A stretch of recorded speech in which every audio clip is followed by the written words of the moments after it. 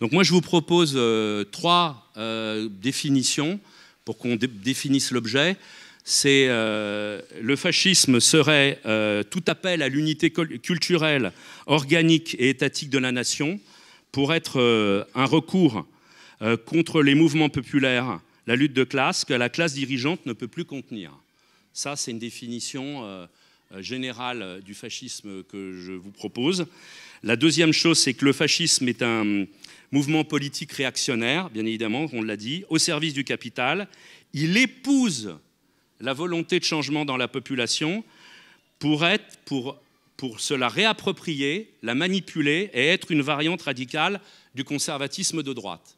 Et troisième élément, le nazisme est la forme radicale du fascisme avec des méthodes encore plus brutales et plus industrielles sur la destruction des individus qui ont conduit déjà dans un premier temps au fait que l'Allemagne, et ce n'est pas une boutade, à partir de 1933, soit un pays où il y ait beaucoup plus de travailleurs immigrés qu'auparavant, puisque la main-d'œuvre a été déportée dans des camps de travail essentiellement dirigés pour le grand capital, et même les camps d'extermination où on faisait le tri étaient des camps de surtravail au service du grand capital, puisque c'est l'IG Farben qui a notamment participé au financement et à la construction des camps d'Auschwitz-Birkenau.